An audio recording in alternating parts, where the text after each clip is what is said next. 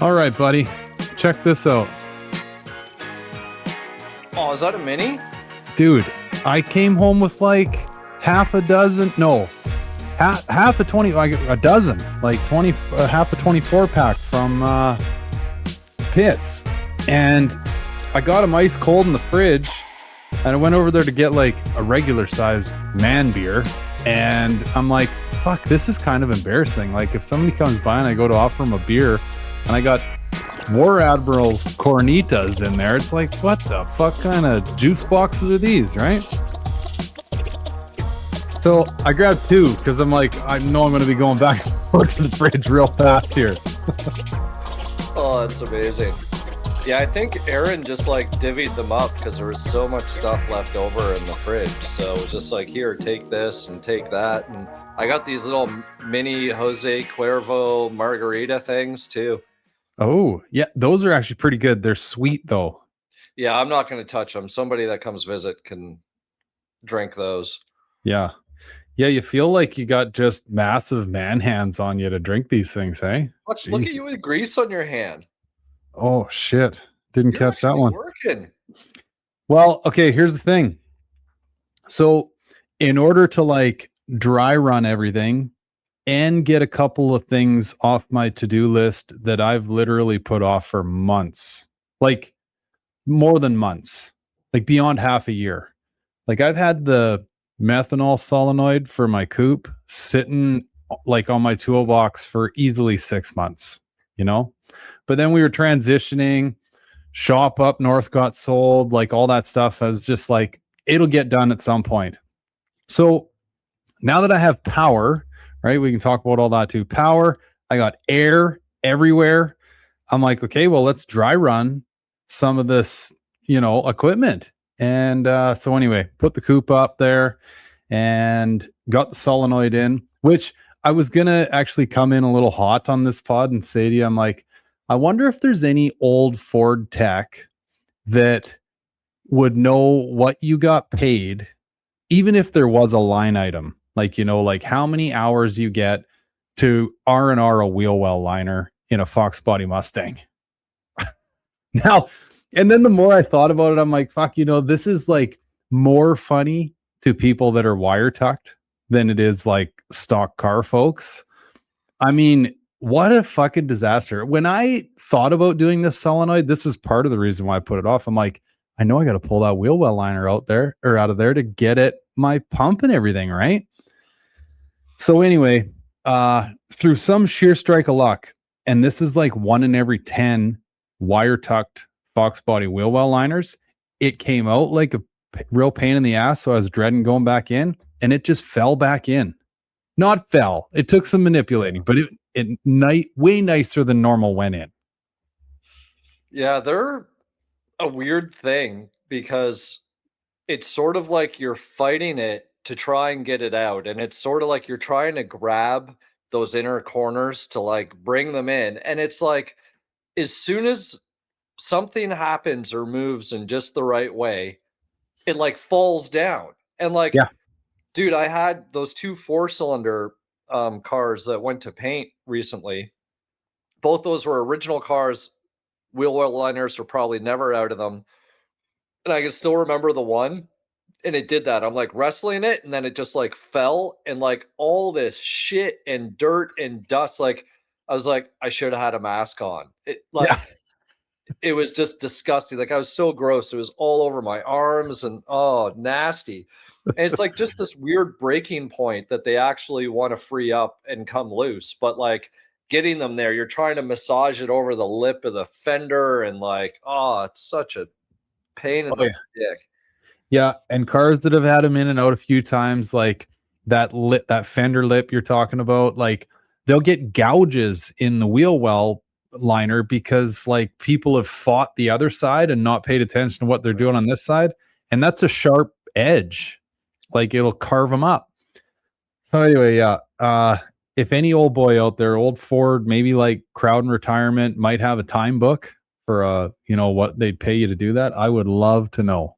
Because I'm wondering if back in the day they had a little bit, like they were more pliable.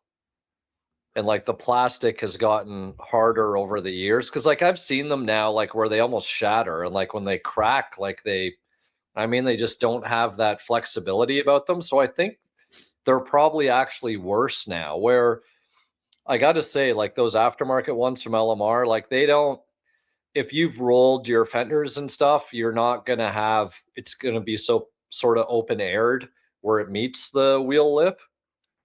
Yeah. But man, they're so flexible. So like you can just kind of like, and it's probably Oh, because they're cheaply made, but like I think the ease factor of being able to manipulate them, man, it's like night and day. I haven't had my hands on one of the remanufactured ones of LMRs. So, huh. Yeah, because I mean, well, these ones out of my car, like my car saw what it never really saw winter weather, but it did see like rain and sun and all the rest of it when I was back in the day driving it. Um, but I guess for the most part, it probably hasn't seen as much weather as most. And like, I couldn't help but think to myself, though, like, whatever that plastic is, it was, at least for the climate that my car existed in, designed to last a long time. Cause I mean, yeah, when you're going in and out with them and you're like, you think you're going to break them or bend them, and they just keep molding and bending. And Yeah. like, it's pretty rigid shit. But yeah, they're not fun. Wheel well liners, not a good time.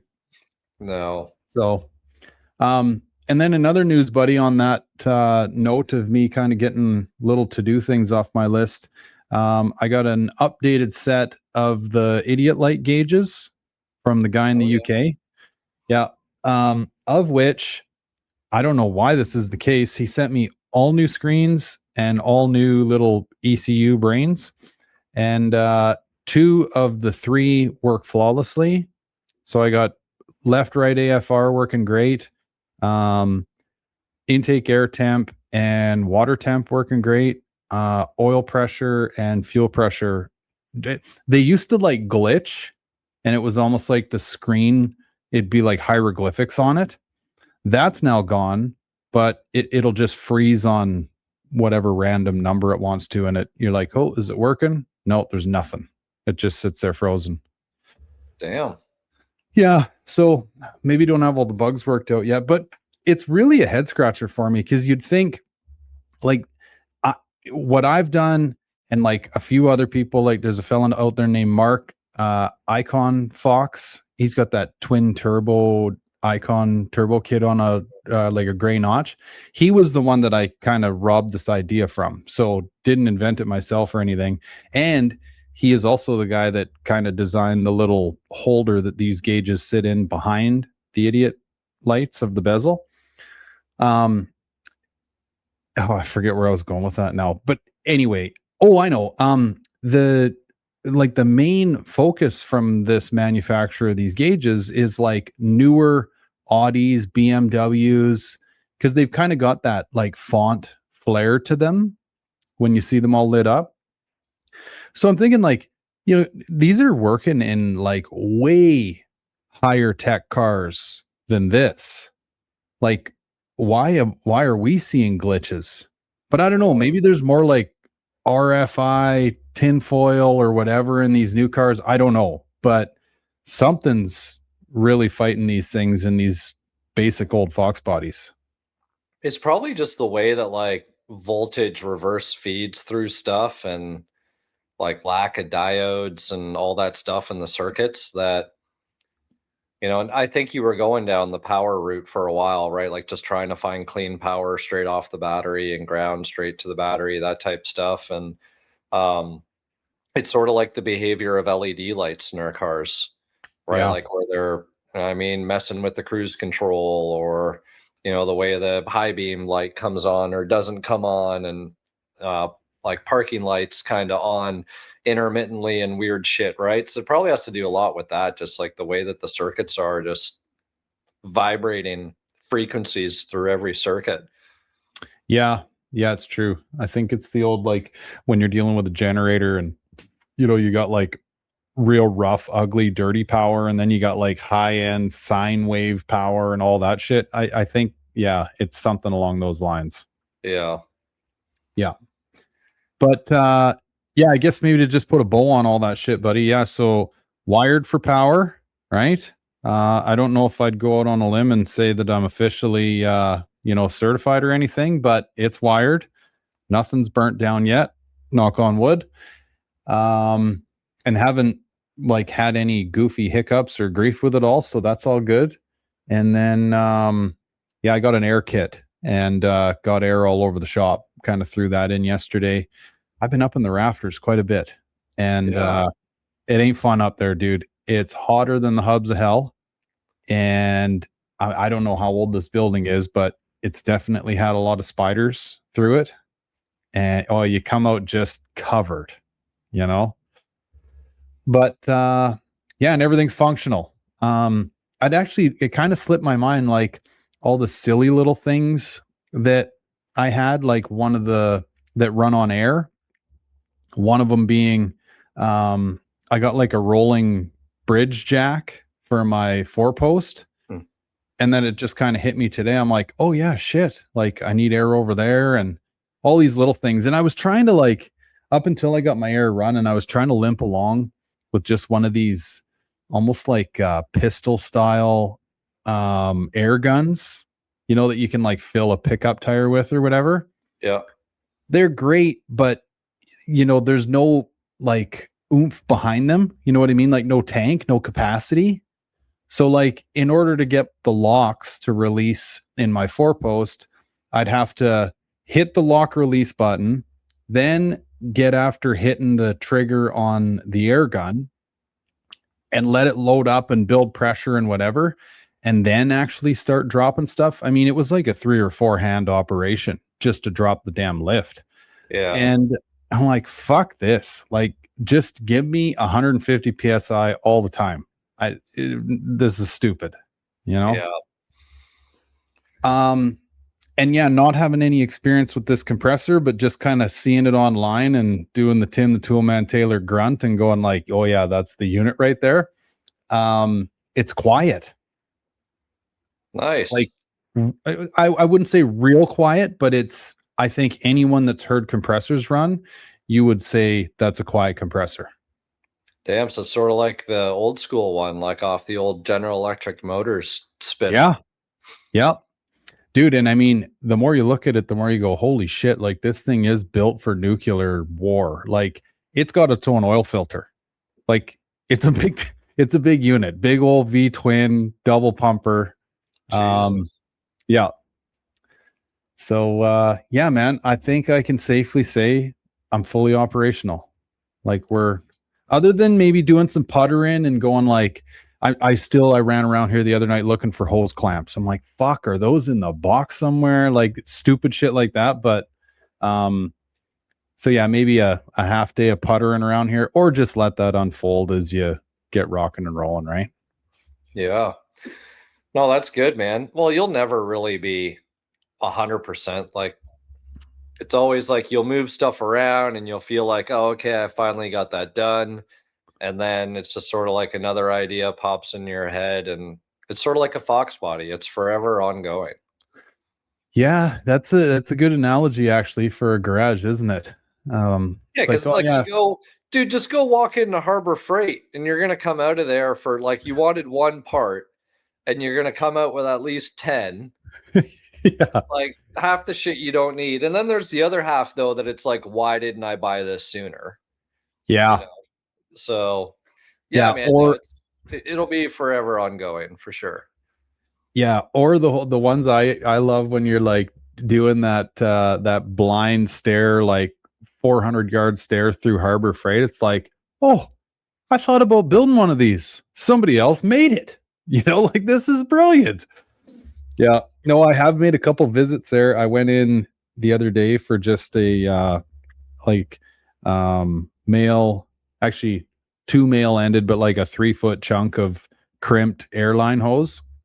Came out $160 later, right? I'm like, all I could think of was Lloyd Christmas and Dumb and Dumber when he comes out of that street, just goes for like beer and comes out with the foam hat, couple copies of Rhode Island Slot, fucking ping pong paddle, Yeah, Yeah, that was me coming out of Harbor Freight the other day.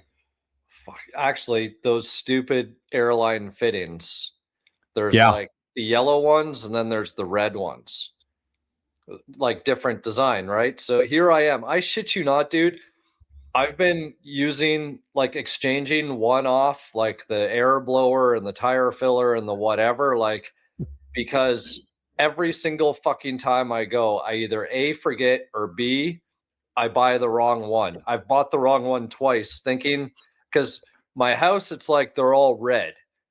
And then the shop, it's like, oh, I think, you're there and you don't know what you got. So you just kind of take a Yeah. wild guess, but then like you're committed because your airline is that and this and that. So it's like shop is yellow, house shop is red. And then, yeah, I'm stuck and I can't, if I bring one tool from one place to the other place, you're sitting there, where's the fucking wrench? And, Oh, dude, throwing Teflon on and oh, it drives me nuts. this is all too relevant to me because I was going through that last night and being in a bit of a hotbed Amazon area, right? Like you can do this shit'll show up on your doorstep the next day. And I'm running around here going, fuck, like I got one male end and one female, and they're not matching. And all I could think of at the time is like, this is like USB-C and like Apple lightning cords and all this shit. I'm like, enough of this madness, universe. Like, let's all get on the same program here. We need one fucking airline quick connect design. What is the point of having three? It makes zero sense to me. Because, like you say, you go in there needing one. Oh, they're on sale. Grab a couple. All wrong. Right? Now you're out fucking half an hour and $15 and you got to go all the way back. Or, like you say, bust out the 14 mil, fucking spin it off of this tool. And then the next time you need that tool, you're pissed off at yourself because you pulled the, like it is the stupidest thing ever. It is, man. Yeah. So I ordered last night like a kit, came in a box, right? I got enough males, females, crossovers, and everything to probably outfit like 3 shots. Oh, like, nice. Yeah, never again am I going to fuck around with this. Oh, that's awesome. Yeah. Okay. All I can remember, I should almost replay your message, dude. This would be pretty funny. I remember the last thing, which was a toaster. Oh, wait a minute. I may remember this. Toaster, upholstery, shit. And there was the first one. Something Do you remember? Cool. Oh, right. Yeah, your AC in your coupe. Yeah. Okay, well, pick your poison. Where do you want to start? All right, let's start with the AC because it's actually hot out today. So, drove the Silver Notch to Mustang Week, Texas, which we can actually get into as well, I guess. So AC on, loving life, actually driving the car. So as I drove mine, John drove his hatch, and then Justin trailered his Atomic Fox, then another local guy, Kenny, who has a nice emerald green notch.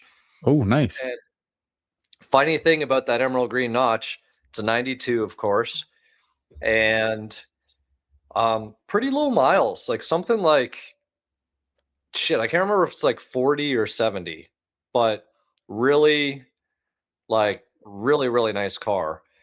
And he's like, yeah, the original owner had it repainted. And I'm like, repainted? I'm like, with those miles? He's like, yeah, I thought it was kind of odd. And I'm like, well, funny thing, a lot of those emerald green notches came out extremely orange peely from the factory. And he's like, funny you should say that. I just now remembered that he told me he had it painted because it was so fucking orange peely. Huh. So, like original color, of course. It's not like it was color changed or anything, but like really super clean, built 347 Vortec T trim, making like 800 something ridiculous. And like, meanwhile, it's got like Recaro interior and all this stuff. So yeah, nice car. Yeah. He's on a trailer as well. And so we're driving. I got the AC going. I'm like, fuck yeah, this is way better than the last road trip. No AC. And go go to the show, leave the show, well, leave to come home. And it's kind of muggy, like kind of like the rainy, misty weather. So it's like the day that you really want AC. And AC starts not working anymore. Oh I'm no. like, you've got to be shitting me. And like, for anybody who doesn't know, like my Silver Notch was an optionless car, like 0 options, like no cruise, no power locks, no power mirrors, no windows lock, nothing. Rear defrost is the only option because Canada. Yeah. So, so I took it upon myself last year to outfit the car with factory style AC, and I was back and forth on the vintage air thing. When come to find out, my factory HVAC unit had the provision for an evap core, it just wasn't in it. So that was sort of what dictated me going with all the factory style stuff. So whatever, everything's brand new, minus the box itself. So I'm like, what the hell failed? And the first thing that hit my mind is like that fucking orifice tube like failed, because like I've had it out for those things, especially the ones from LMR. And so whatever, I get the car home and I turn on the AC and I notice that the clutch is still engaged on the compressor. So I'm like, okay, well, it's spinning. What the hell's going on here? So I grab a can, go to feed it, and I can hear like quite audibly, even with the car running, I can hear gas coming out of the line. So it was in fact that orifice tube line, the one that runs from your condenser to the evap. The way that the aftermarket ones are bent, they're kind of like a little longer and they go down further on the strut tower area. So it had vibrated against one of the welds on the primary of the equal length and wore a hole through it. Oh wow. So I'm like, clearly there's no gas in the system. Why is this fucking clutch still spinning? So I try and I change the line. I find like an OEM one. I'm like, fuck this aftermarket stuff. I got to have like an OE one laying around here somewhere. So I find one, jam it on, start feeding the can in, and it like instantly goes into like that red zone of like you're building too much pressure. Yeah. And I'm like, this system's empty and it's like not even pumped half a can. I'm like, what's going on here? And then I'm like, I don't think this compressor is pumping. So I think as a result of losing gas, the pressure switch, I don't think did its job and the clutch was stuck on. So like, better that, I guess, than the compressor completely locking up on me on the drive home. Yeah. So needless to say, ordered from Rock Auto, new compressor yesterday, showed up today, which is awesome for Rock Auto. So yeah, I got to put a new compressor on my car, and man, like they are not fucking cheap anymore. Like I want to say I got the Four Seasons one, and this is from Rock Auto. $340 or something, I think it came to. Holy. And like I checked O'Reilly's, like you could get I think it's a Murray. The problem is all the Murrays are painted black. So I wanted something that's like the aluminum factory Yeah. casting to match everything. So I don't know. Technically, the one I bought, as far as I'm concerned, has failed. So I'm going to return the one because this is less than a year. But still, kind of a burn, man. Yeah, it is. Holy shit. Dude, on those lines that you buzzed through, I ended up putting, because there was no provisions from Vintage Air. I mean, it was just, which I don't know. I guess maybe I can't even think off the top of my head if there is any provisions even from Ford to kind of like a little plastic like hoop that goes around the line and like plugs into one of the holes in the strut tower that's supposed to keep the line away from your header. Okay. Yeah, because what I ended up doing was I got some, like, I think it was 2 to 1. No, 3 to 1. Anyway, like heavy duty, big, like 1 inch that would go down to like whatever the math is on that, like say 3/8 of an inch when you heat shrink it, and like real heavy, thick shit. And I ran that on both of the lines. So like put them together and then cut a little slot in it. And I ran one of those like the push tree, like longer wire, or yeah, uh you know what I mean? And anyway, slid that through the little slot that I put in my heat shrink tube, heat shrink the shit out of it, and then yeah, pinned it over to my like one of the holes on my strut tower. Cause yeah, I was going like, this is way too close for comfort, right? Yeah. You know? Yeah. So, and like the OEM one's fine. Like it doesn't go down as far because it's got like that weird, it comes out of the firewall down like an L. And like the aftermarket one, it's just like they've built them where they just go down further than they should. Like if they had to just shorten it up so it was up a little bit more on the strut tower, it would have been fine. And like they're so flimsy, like you're really not in a position to bend those things. Like at Yeah. least unless you have like a proper pipe bender for that size. But whatever, OEM one's on there. I got the new AC compressor, so I'll jam that on tomorrow. And yeah, hopefully AC will be back because actually I want to put it up on the 4-post and like let it slumber for the summer. Right. And I'm like, I don't want to put it away broken. Like there's Yeah. nothing worse, right? Like when you got everything, you feel like the car's dialed in, like, okay, you can get parked and all the tick boxes have been ticked off. There's nothing worse than like, oh shit, whoops. Yep. Yeah. Then you got Do to that. have that rattling around the back of your head while you watch it sit up there on the lift. Dude, it really does amaze me. I've tried to like look at both sides of this, like from the perspective of the manufacturer or the remanufacture of some of these parts, and thought like, well, I don't know, maybe you kind of got the deck stacked against you, like materials have changed and this, that, and the other thing. But like, I think it's pretty safe to say that most of these parts are being recreated overseas somewhere, right? If not China, somewhere overseas still. But it's like, surely someone sent over like, at least a half decent used quality one and went, just recreate this. That's all you got to do, right? So why do things come a little bit longer than they used to be, or a bend here where it shouldn't be? It's like, what are we doing? Well, it must, like, Fox body is one thing, then there's probably something else, a Mm, Thunderbird or something that runs the either longer, shorter, or taller, or whatever.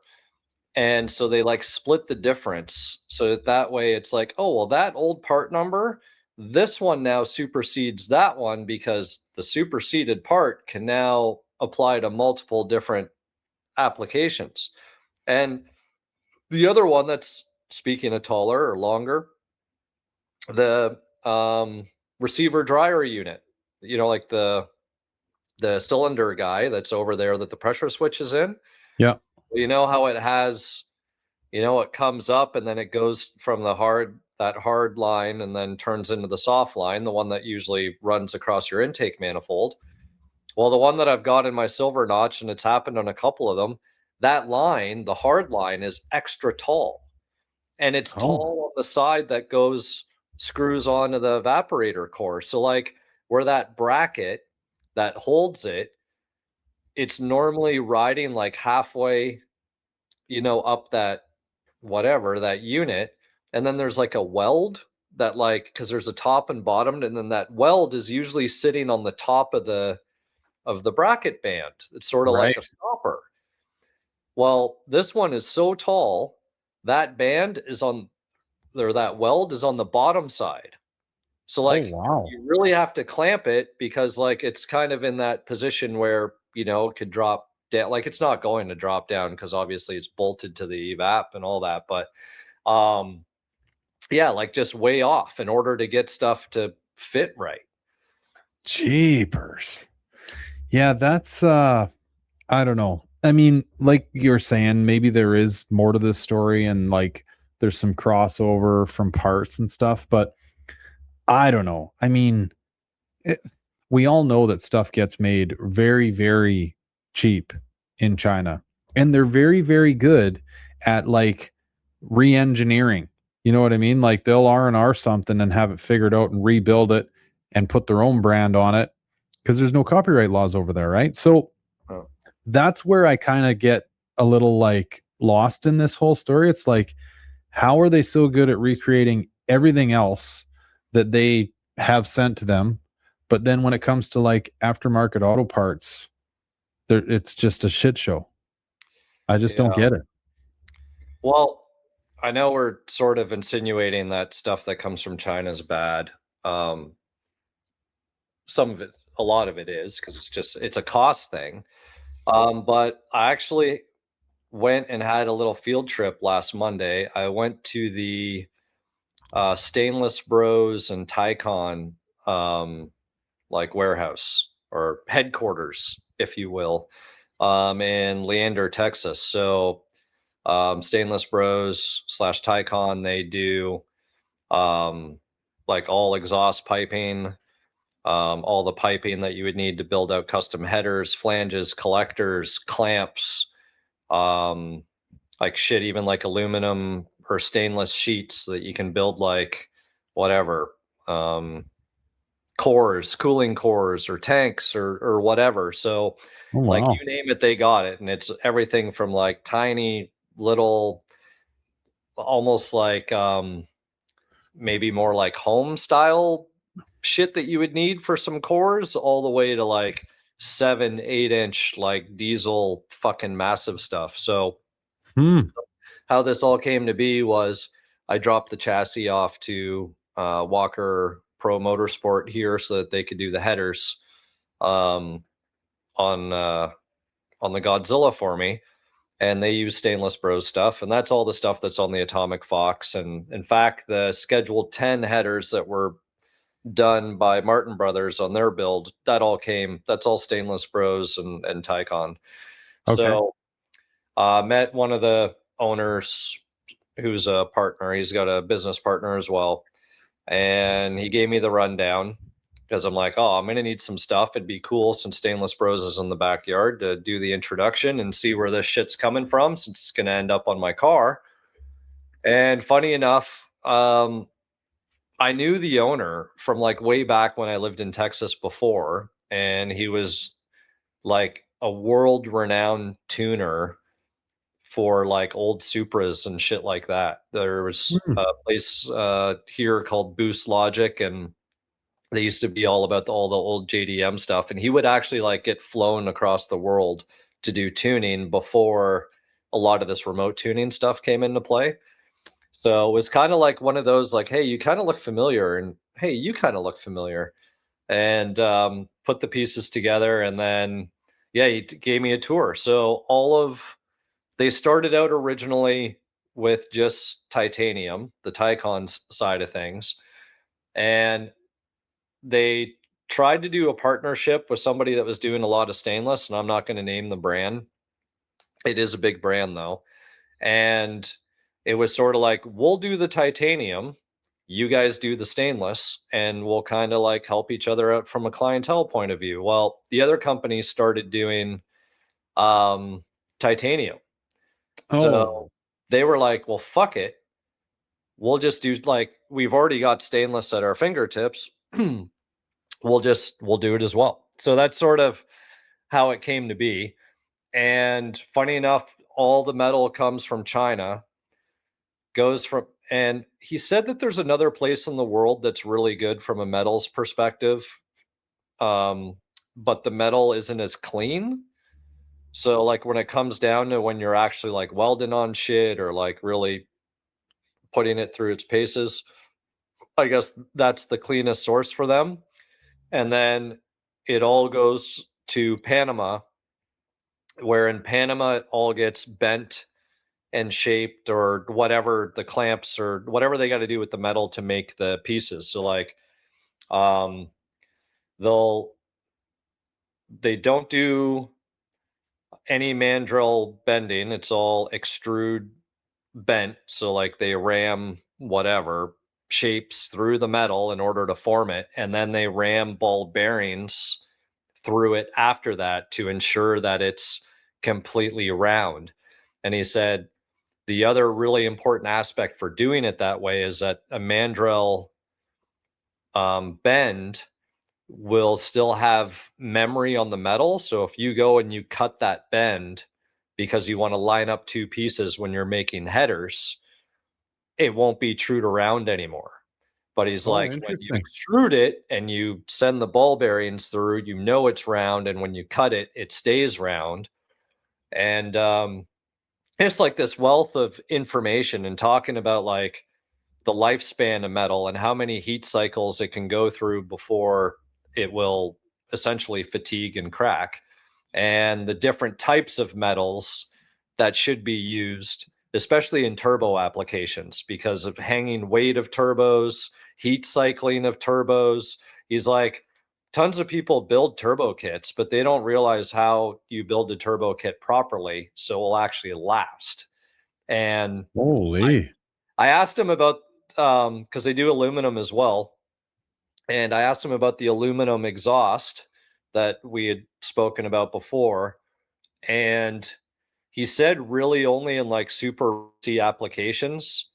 And I'm trying to think of what else. I've got this, so he didn't want me to film him, but I sort of had the camera on stuff as he was talking. So there'll be quite a bit of stuff. Like I was there for an hour and he was just like data, like information overloading me with everything. And like I'm just trying to like, because like it's literally like you can imagine all this shiny pipe and all these bends and all these things. Like it was like Lego for adults. Like you just wanted to build something. Like I don't need that, but I want that type shit. Yeah. And Well, dude, it's like those I used to get lost watching the like how do they do it or how do they make it, yeah, that show? And I mean, to most it's like the most boring show in the world, right? But like to somebody that is interested in it, I mean, I'd watch like those marathons of it. Like I'd lose 12 hours. It's like, this is how they make rubber duckies? No shit, you know? uh, yeah, and then he actually showed me some catalytic converters, oddly enough, made in Canada that they Oh get, wow. and was showing me the differences between shit like an EPA one versus a non EPA.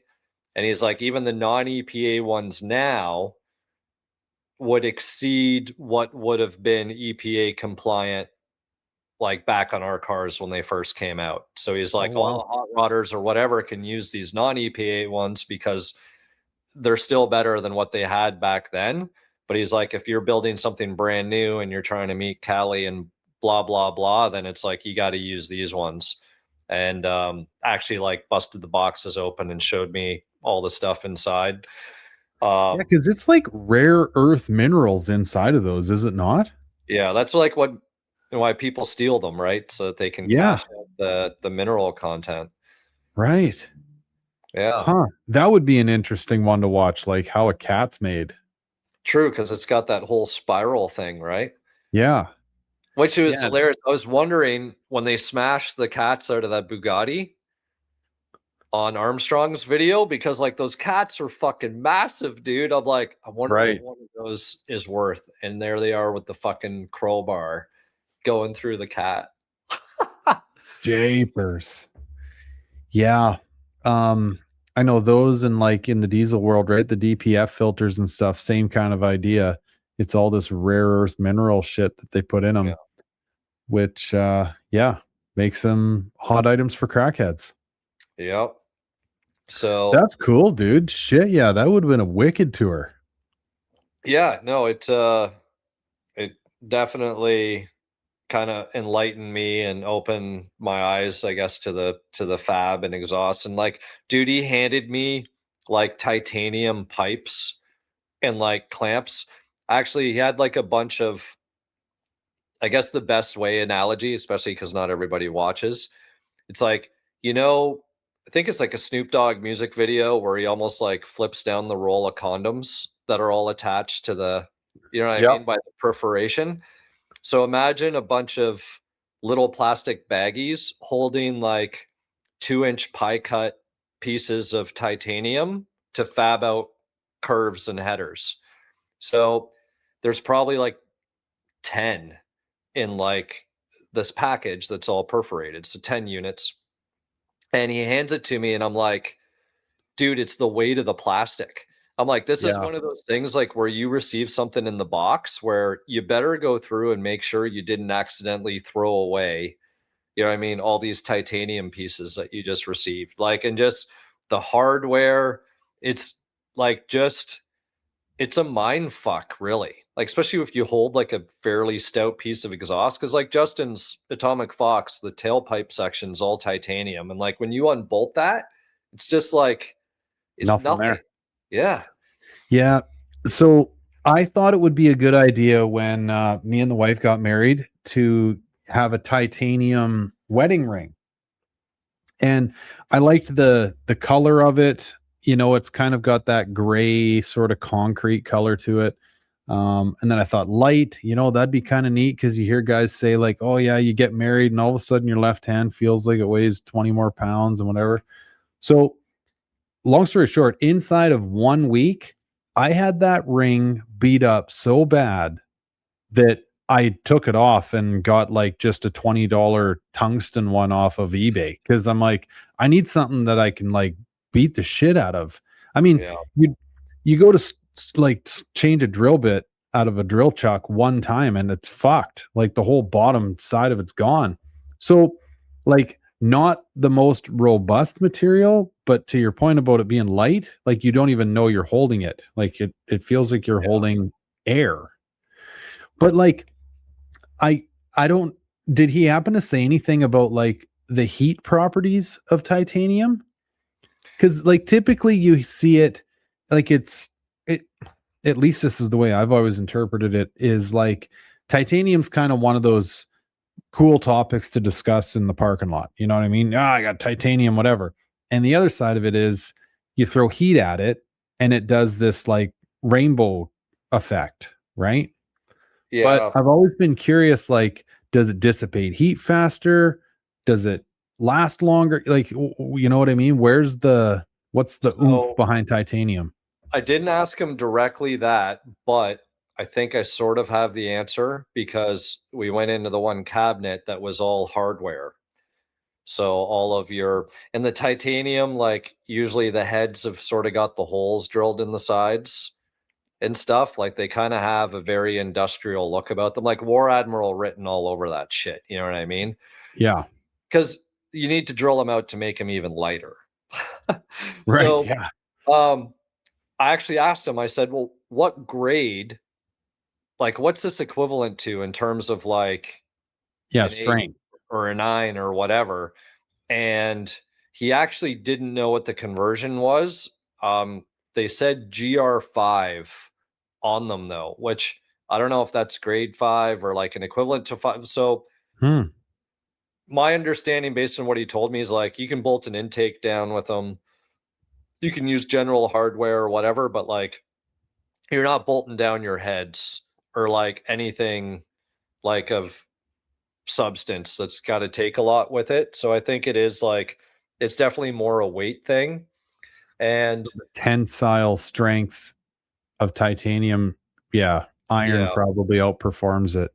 and he was quite like in tune with, I guess, the strategy of how you would build certain exhausts and the weight of them. So it was sort of like if you have weight down low, that's not as big of a problem as having weight up high. So like if you're what you build your headers out of being a higher point of the vehicle versus what you're building, um, you know what I mean, down below, Right. to take that into account. And then again, getting back to the point of, yeah, your heat cycling and whatever, like at the end of the day, it was, you're using stainless on most of your stuff. And then there's obviously multiple different types of stainless. So some that will be more in favor that you can get closer to hotter things, and I'm trying to remember because what is it, like a 304 versus a whatever. So it's sort of Yep. like, this is fine to use on a mid pipe, or if you like a turbo or your race application, then okay,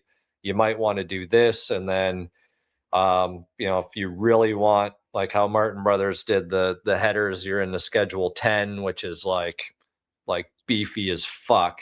And that's got weight to it, but at the same time, if you're building for longevity and heat dissipation, because schedule 10 does dissipate heat quite quickly.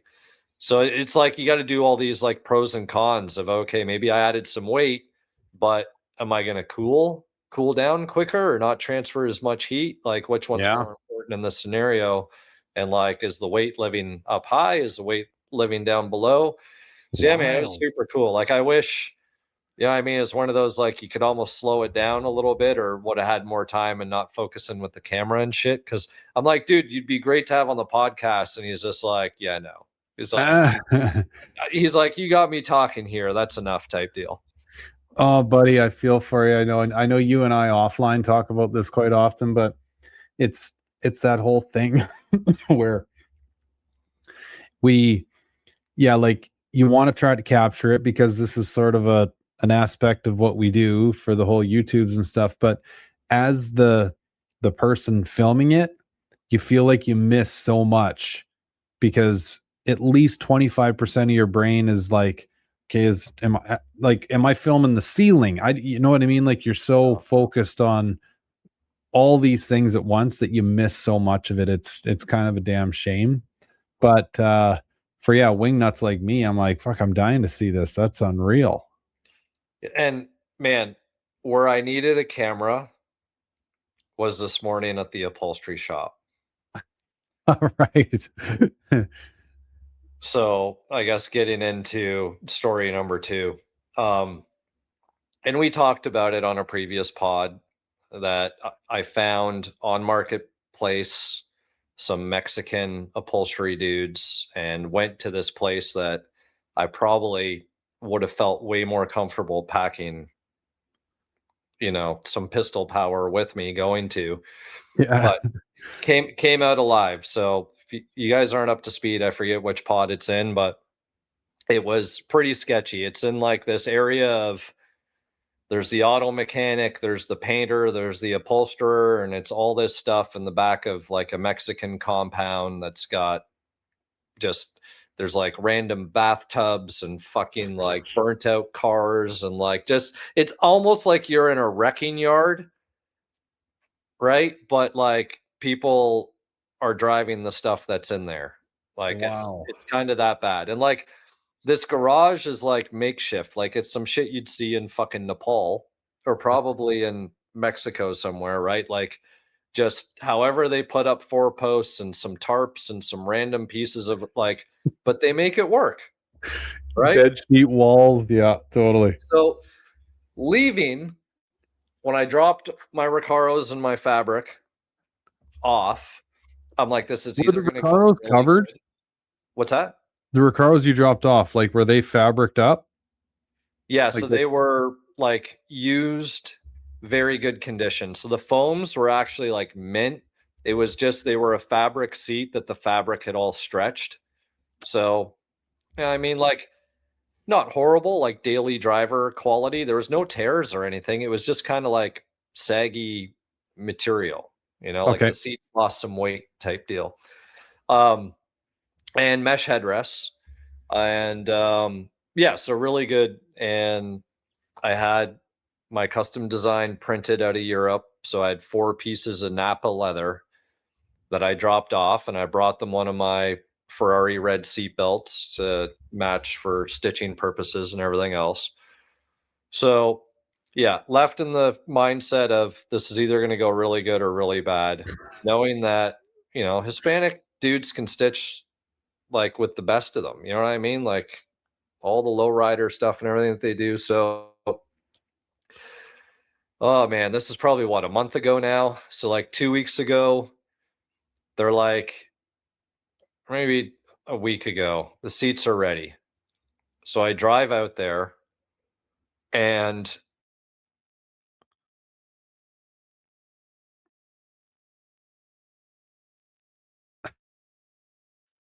And he freezes.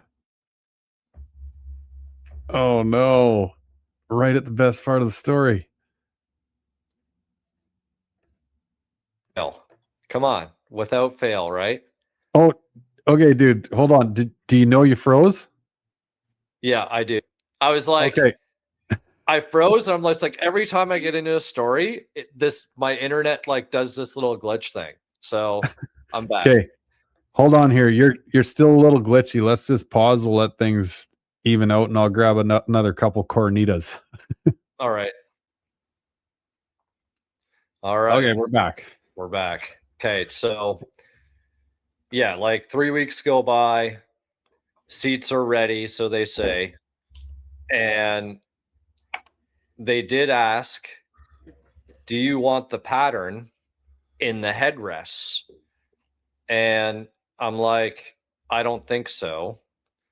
I'm like, what do you think? And I know what's going on is like the guy I'm messaging is getting the brother to translate because only one of them speaks English in the whole outfit, right?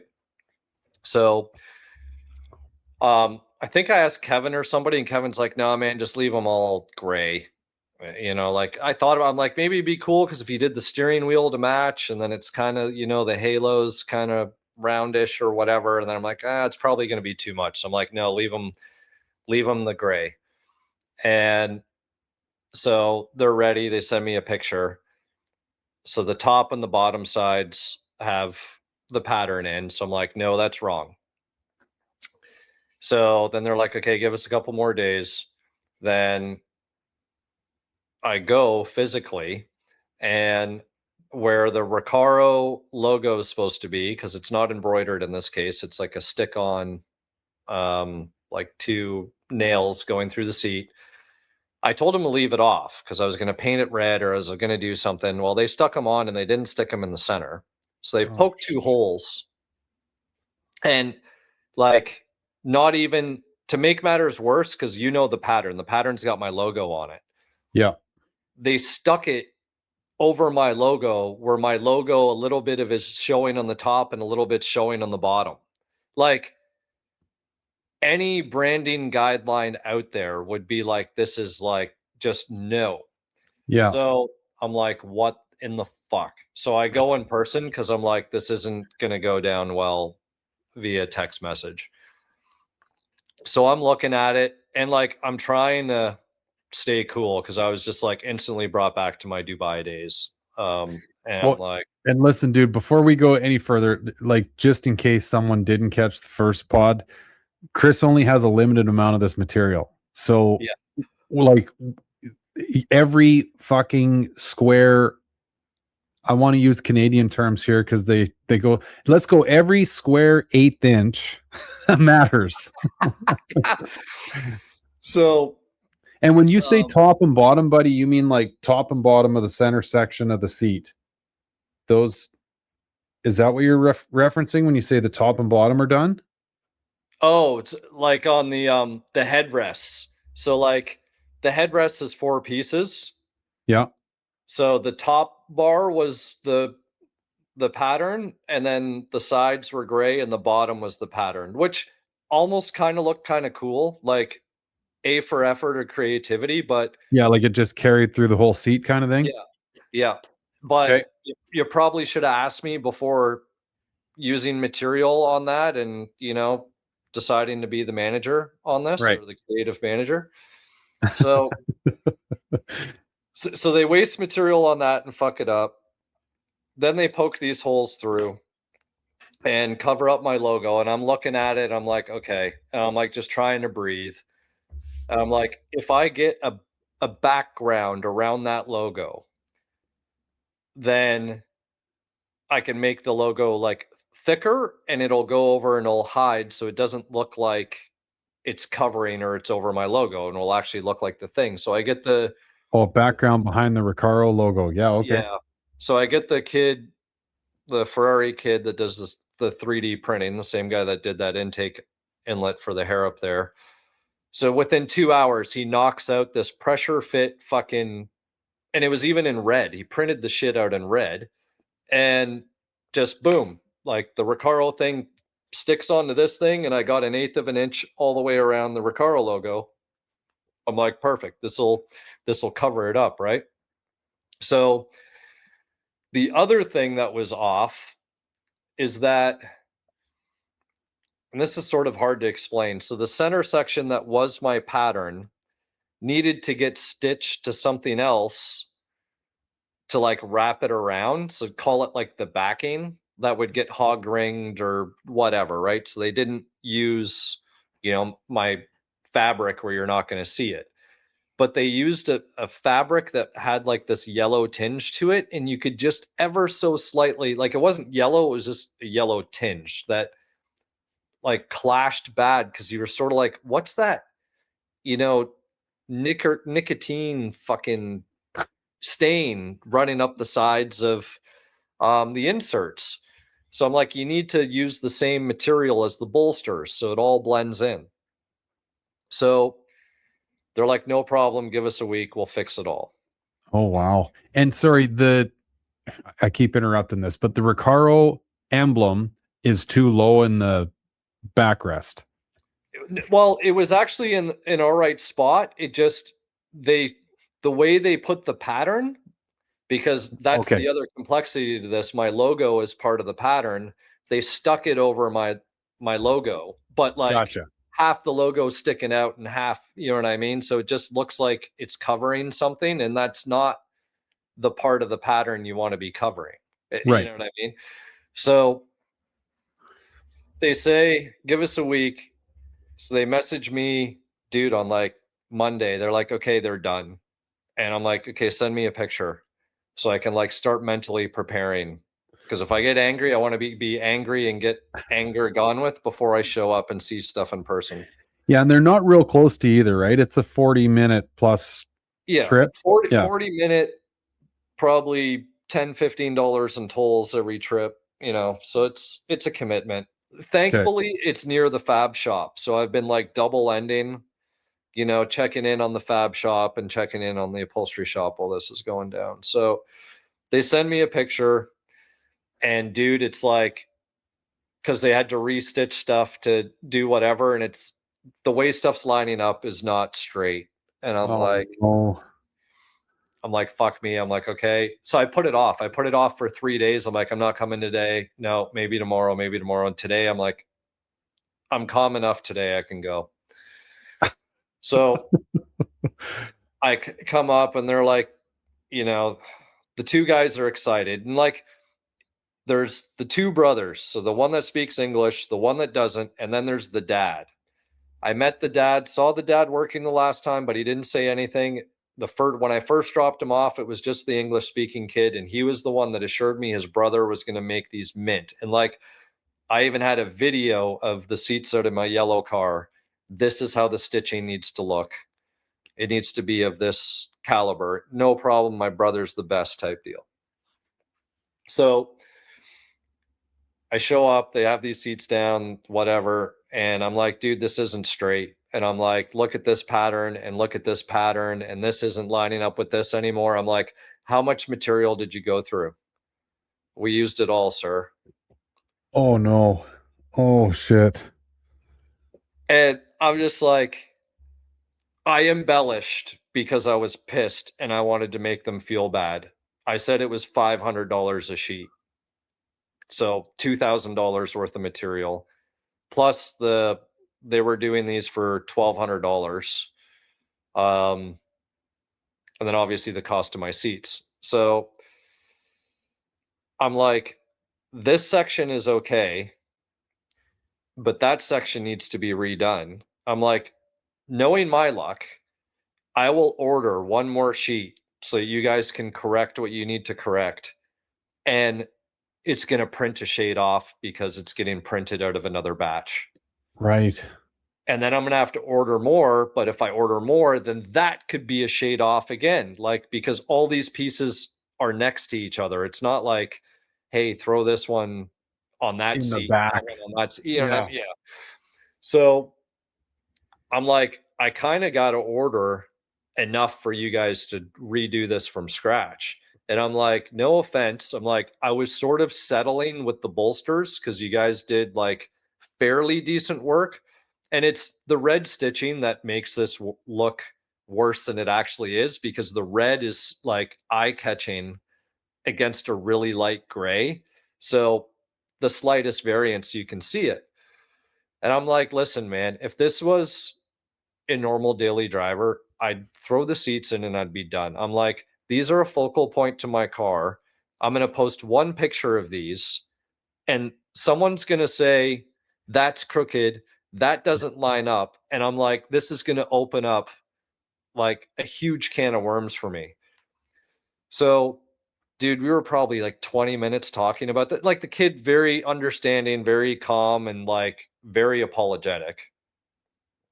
I'm like, what I don't understand is I sent you a video of what my expectations were. And I'm like, you said you could do this, and this is what's here. And I start like, now I'm criticizing the bolsters, which I was going to live with, but I'm sort of at this point, I'm like, you know what? I'm like, go all in. I'm going all in. So I start nitpicking and I'm like tracing my fingers, and the old man in the corner starts looking at me, and he comes over and they start going in Spanish or whatever. And the kid starts explaining. That old man, he's got a fucking pen in his hand, dude. He goes to the seat and he starts drawing the fucking line 100% the way that it should be. And he's going to the son that doesn't speak English, like this and this. And like, I watch enough 90 Day Fiance now. I almost know Spanish to like hear it. Yeah. So, you know, he's talking about the pattern, and he's like, and he's pointing at the two things. He's like, you see, he's like 1, 2, 3, 4. And he's like showing where the center is and how things are supposed to line up, because it's technically 2 pieces backrest, 2 pieces ass cushion. And I could tell he knew exactly to a T like what I was talking about and how that shit should have been done. So he rants for like 5 minutes, marks all the fucking seats up, and then the kid's like, we really am sorry. And he knows he can do 100% what you asked. And I'm like, I have to order more material. I'm like, how much material do I need to order? So that's going on order. It's not $2,000, but it's also not $200 by any means. And it comes from Europe because it's the only place that can custom print leather for you. And part of me in my mind is like, at this point, you're going like, fuck, should I just box these things up and send them to Malaysia? Oh, I know. And dude, I thought about it. I was like, because I asked my Malaysian guys, I'm like, guys, can I get this done? And then they're like, we can't get like the leather printed. Like, if you supply it, we'll do it. But then I'm like, okay, I've got a set of really nice Recaros here. Like, it'd be nice to have an upholstery shop locally that can do some of this, especially with the cost of logistics. Like, dude, those Recaros from Malaysia now, you're $3,000 front and rear. Yeah. Like, when I first started getting those, like I was paying $11.50 right a set. Yeah, I remember I was buying 3 sets at a time for $11.50 like a pair. So where was I with this? So they're like, listen, pay for, because now they're redoing the bolsters and doing everything. So like, just if you can cover the bolster material and provide whatever, is like no labor. We'll do your door panels.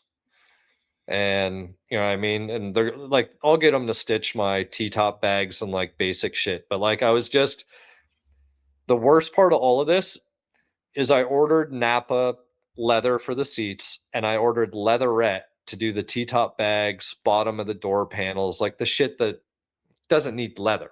Yeah. And the leatherette, you can order in a section, you can order it by like a continuous yard, and it'll just keep printing and printing, and like as long as you fucking want it. The leather will only print in a 29 by 29 square. That's as well the size of a cowhide, really, right? Like, yeah, so like what's usable and good. I can sort of understand how they went through all 4 pieces, because I'm like, you've got a pattern, so it's like you're gonna have waste. depending on where your center points and where things start and stop. So like when I was really thinking about it, because at first I'm like, they should only use 2 out of the 4 sheets, 3 at best if they fuck shit up. And then like I asked them for the measuring tape and I start measuring it. I'm like, ah, fuck. I'm like, okay, they used 3, fucked up with the headrest stuff, so they ended up using the 4th. Right. So yeah, so I had this leatherette stuff that was printed, and the leatherette printed a different tone. So the background color, even though it's the same hex values, because you give them hex, all right, like your computer screens or whatever would read, same values, completely different background, like a pink tinge to it. I'm like, it's not even one shade. Like this is like 5 shades off. So I'm unusable. So I've been arguing with the company already for about 3 weeks straight on how to rectify the leatherette, which the leatherette is like 1/10 of the cost. It's so fucking cheap that I feel like I'm arguing over like nothing. But I was almost like, fuck, I should have brought them the botched leatherette to allow them to like practice on that first before going through the whole leather ordeal. So yeah, lesson learned, man. Like I'm confident they're gonna get it. Now that the old man has intervened and like truly understands the situation, and like I've seen the other stuff that they've done. They can do good work. So I think it was just one of those, the pattern got the best of them. Because you could see, and dude, the worst part is it was maybe half an inch off at best, like overall, like from down here to over there. Like I think the average eyeball probably wouldn't even pick up on it. But Yeah. when something's off, it's almost like that bit of yellow that was in that one seam where it was like it just clashed so bad, or where your eyes just going straight to a logo. You know what I mean? You get fixated on that, and then it ruins everything else from that moment forward. So Totally. Holy that's the upholstery shit. journey, man. So hopefully, fingers crossed. And I'm gonna bring them this botched leatherette anyways, and just be like, listen, if you need to hack this shit up, lay it all out, stitch a few pieces together, see how it behaves, see how it's gonna look before you commit to the leather, do it. And then my idea is to keep the remains from the seats, because like the pieces aren't big enough to really repurpose them anywhere else, because everything else that I need actually needs to be longer. And that was the issue. The leather isn't long enough to get you the bottom of the door panel. Like Right. it's longer than 29 inches. So like or you'd have to like section it and have a seam halfway through or something, right? But I'm like, I'll keep the scraps. Maybe I'll get them to stitch up Brittany a handbag. Oh, there you go. Have like a matching like tip branded handbag out of Napa. Yeah. Yeah. Yeah, I mean, that's the trouble with it, and I don't know, maybe I'm explaining something that everybody already knows, but like, yeah, like you're literally dealing with what was once alive animal's hide. So, and that's the thing, like when the guy in at my old shop on the far end was an upholstery guy, and I got a kick out of this stuff, kind of like earlier with the Stainless Bros conversation. It's like I like weird intel, you know what I mean? So like if you want to tell me the inner workings of an upholstery shop, I'm all ears. And yeah, he's telling me like, the different grades and the different, like this leather comes from this part of the world and they don't have barbed wire there, so there's more usable space, because cows on barbed wire will scar their hide up, and that puts a hole in the shit, right? And then you got like genetics, and like, it gets fucking crazy with leather, so yeah, there's only so much usable stuff. Like when I got my seats done by the Malaysian guys, so I just, through ignorance, I was like, yeah, like leather, you know what I mean? Like your whatever you got in your daily driver, like is kind of the way I looked at it. And they're like, yeah, it's going to be this much. I'm like, holy shit. I'm like, is that due to the leather cost? They're like, yeah, like leather's just that much money. I'm like, well, listen, I kind of don't really want to be bothered with like the babysitting of leather, because that's a whole nother animal in itself, right? And I said, and I'm not into paying for like top grade leather. So I'm like, why don't I just go pleather or leatherette and have the consistency and the look of leather? And I mean, the shit's come a long ways. You know what I mean? It's not like a 72 Cutlass fucking vinyl pleather. You know what I mean? And then the thing that made my heart feel a little bit better about going that route was I had seen Spano's seats in his vert, and I was like, dude, are those leather? He's like, no, they're pleather. I'm like, fuck, I'm going pleather. Cause Yeah. like whatever, you know what I mean? Well, it's true, man. Like the leatherette that I got done, like even the texture to it, like you could argue that it looks better than the Napa. mm, Because like the Napa is very small, like the texture is so small to it, or the grain, whatever you want to call it, right? Like the pleather's got, I don't know, just almost like a more, consistency. yeah. And like it's really just to say that that's what you have. And like I Yeah. hate to be that guy, and that's the only thing. It's just like I want to say that there's fucking my print is on Napa. I don't want to say it's on leatherette because then, you know, I Yeah. mean, I don't know. It's just one of those things that in your mind it makes you feel good. So it's like fuck it. That's the only thing that matters. Your state of mind. I totally get that, dude. You know, I've gotten in and out of my car and I can't quite explain the sound, but I think anyone that's done it knows the sound that I'm talking about. It's that sound of like dragging something across like a leather material. And you're like, oh shit, that's not going to be good. Right. Like I've caught the clip of my pocket knife on it or whatever, you know, and anyway, it always whatever, it seems to stand up. And I just think to myself, like, good grief, if I had done that on like a high grade, high end leather, like I probably would walk into oncoming traffic. You know, like Yeah. I'm wired that way. I think I totally get where you're going with it, buddy, and I admire that.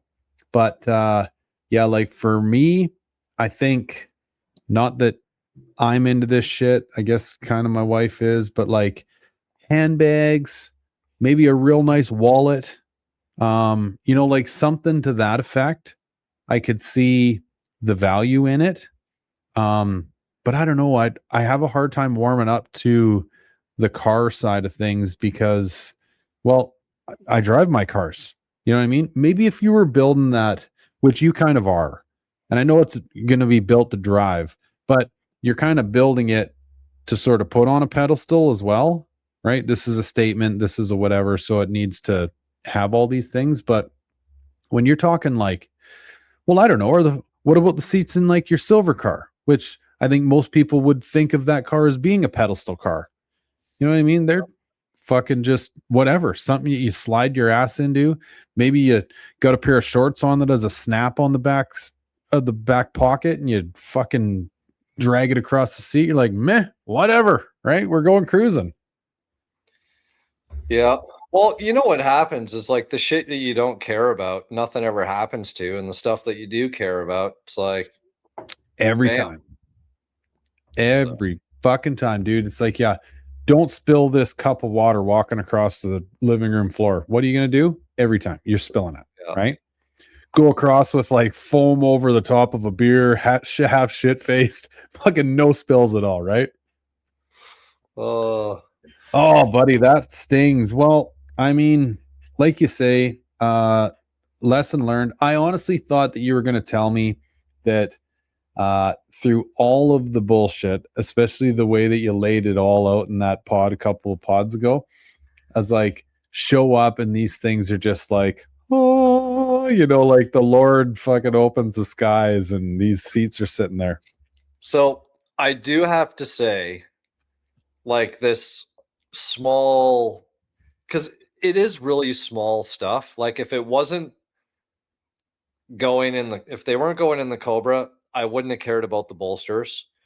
In fact, even I bet you if the pattern in the center had been fine, I would have left the bolsters alone. Like just a little bit, like nothing that like a little bit of seat time or heat wouldn't correct in terms of like bunchiness, but like the overall seat completely validated. Like, it's one of those things. It's sort of like the wheels on my coupe. I could post pictures, I could post videos, but it's like when I was looking at them in person, I'm like, holy fuck, like I love these seats. And like that's all I wanted. It was just, I really don't care what it's gonna take. Like, this now needs to happen because like Yeah. I can see the vision come to life now. So yeah, man, I'm thankful that there's no like weird timeline that's going to screw me immediately or anything like that. Because I called Tom like right after this happened. I'm like, dude, I need someone that could appreciate what the fuck's going on.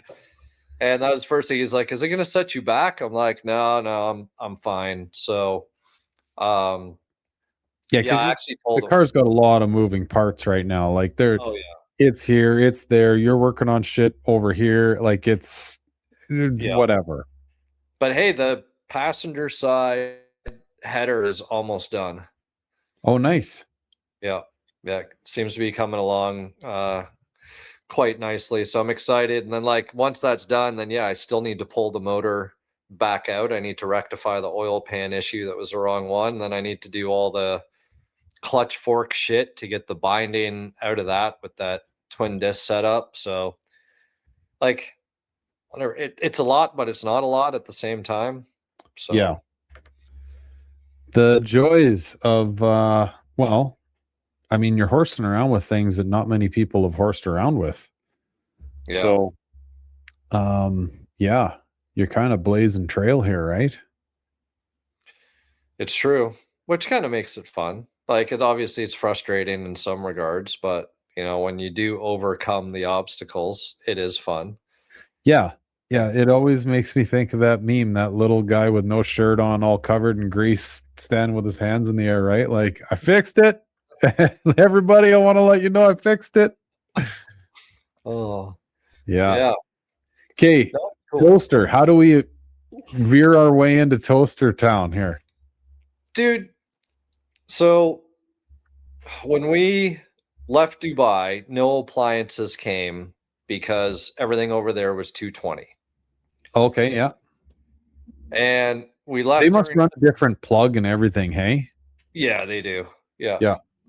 And so whatever, toaster, who gives a fuck? The Vitamix was a big one for the missus. I had to immediately buy a Vitamix as soon as we got back to North America. Is there any way to convert? Like, can you convert that one way and not the other, or there's no conversion at all? So there's quite a few appliances that will run on both. So our TVs, for instance, are 110, were 110, 220. So it was just literally when you buy the TV over there, it will actually come with both plugs. So you choose the plug of the region you're from and you plug it in and away you go. Computers are like that, laptops are like, you know, like that. There's quite a few devices. Um, Kitchen appliances, not so much. And Hmm. just because of the probably the amps and the watts and all the other stuff, I think they just probably like any of the high power shit, I think doesn't play nice. Do you So know why they do that? Sorry, I'm all hung up I on don't. like how do they do it shit. It's like why yeah, like why would a place like Dubai run off of like 220 like that? And we don't. European influence. So there's more. I feel like the standards that they've taken are more European based than North American based. Huh. Yeah. Interesting. Blow dryer would be another one. So like you wouldn't be able to. And I think like despite conversion plugs and stuff, it just doesn't work right. It's like if you underpower something that's rated for more, it doesn't like it. And of course, if you overpower something, then it'll Really work doesn't like it. great for a short amount of time. And then Yeah. yeah. So um yeah, so we obviously got rid of all our appliances, so we didn't have any of those. And then we were Airbnb-ing the house out because we were stuck in Canada during the whole COVID bullshit. So for Airbnb, it's like, okay, well, people are going to want a toaster. Yeah. So, dude, I got like a $10 toaster from Walmart. Proctor fucking Silex, whatever it is, right? Black unit. Like you probably had toast yourself out of that toaster, but it was just like the cheapest toaster, 2 slicer. And I mean, had it, well, what now? Like 6, 7 years. Yeah. And earlier this year, when I was going through all my neuropathy, it was this whole, because the toaster doesn't live on the counter, guys. The toaster is on the counter to toast, and then it goes underneath in the cupboard to keep a clean counter space when not in use. Well, I grab it with my neuropathied hand and I fucking drop the goddamn toaster on the ground, and like it fucked some shit up where like your bread's supposed to sit on was like falling down and there was no way to get it back on track. So like it was still working, but it was fucked up. So we go to Tennessee for pits. My mom is staying at the house looking after Mr. Meow, and come back to a cat that's alive, which was great. And I'm trying to remember how this unfolded. I go to get the toaster. That's what it was. I open the cupboard to get the toaster. There's no toaster, but there's a box with a brand new Cuisinart 4-slicer, stainless steel. I'm Uptown. like, this is going to be great. Got a fucking bagel setting, reheat setting, defrost set, like toaster of toasters, right? Yeah. High end. Yeah. Dude, it cannot toast fucking consistently for the life of me. You got to Really? do the same, because like the 2-slicer, I was used to it. Slice it, take the bread out, flip it over on the right angle, do this half that way, do that half, you even it all out. I got to do the same shit with this high-end stainless piece of shit. And I'm like, why? Like, how do you fuck up probably what would have been one of the first kitchen appliances ever made? Yeah. Like, think of how, going back to our electricity conversation, it's not rocket appliances on how a toaster functions. No. Like, it's just shorting out electricity, creating heat, and fucking toasting Yeah. your bread. And like, God knows, I need to ask my mom how much she paid for this toaster. Like, I at the same time, I don't want to be like, the toaster you bought us is a piece of shit. You know, I was trying to do us a favor, but like, I feel bad. Like, maybe it's just faulty, but I don't know. I know there's some people just hitting their steering wheel like, fuck, my toaster sucks too. 100%, dude.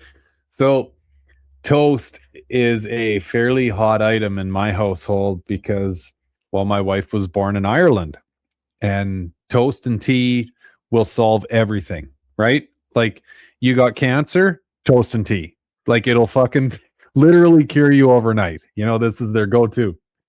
So, yeah, we're quite familiar and well read on toasters and various breads that go in them and how to do it and all the rest of it. Anyway, the toasters for me, I mean, yeah, there's, I don't know, I guess I got a fairly broad appreciation of like what classifies a good piece of toast.